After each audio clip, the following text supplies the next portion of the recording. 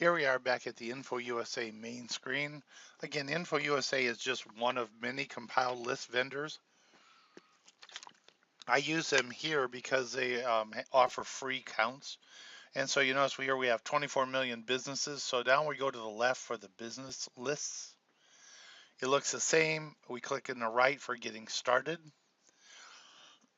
Now the screen will look a little bit different. First off, we're going to start with industry. And so I can define an industry by their SIC or NAICS codes, which we have in another video.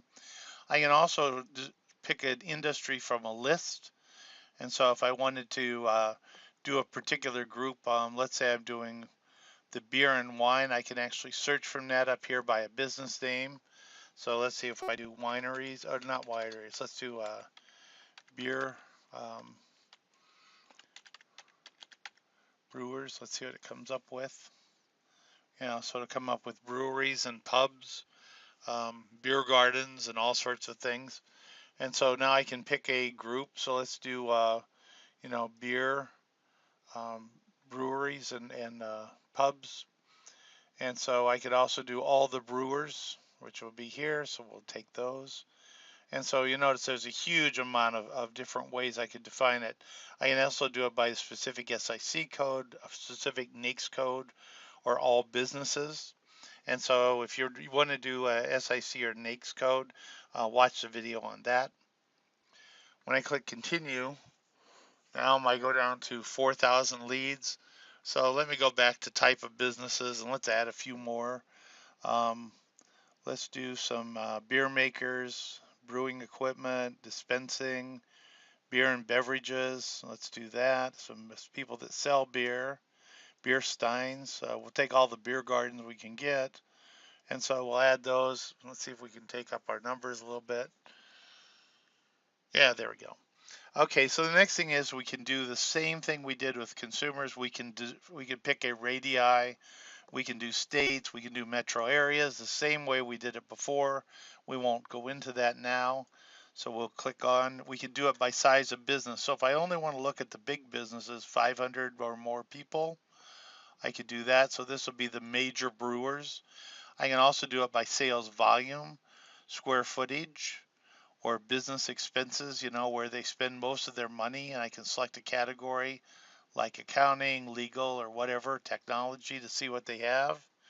So I can do that. So I'm going to just take it with the bigger businesses. Now I'm down to 164 leads. So I probably want to go back, let me go back and just pick a few more business sizes. In fact, let me just, yeah, that would work. We'll do it for 20 or more. Let's see how that looks. I can just hit the update counts if I don't want to move forward. Yeah, we're at 20. This is really a key one. I can do it by location, which is very useful because sometimes I want to have just a corporate headquarters as opposed to all the other branches. I can also do it what sort of stock they have. I can do it the type of business they are. I can also do it by postal, by credit ratings, by ethnicity and religion. The key though that I use a lot is contact person. Basically, you probably just want to get to certain sorts of people. So if I want to get to the C level of the organization, I generally take all of these administrative, the chief executive officer, CFO, CIO, CMO, right? I could take the controller. I might take the corporate communications executive. I could do all sorts of different groups that I could go after. I could go after only the engineers. I could go after basically, the executives. Okay. And so you can set up whatever you want. When you're done, again, you hit continue. And now what it does is it gives you all of the things you're actually targeting. Oftentimes they use things like location or number of employees to break out subsegments. I can also do it by the C-suite versus other types of people.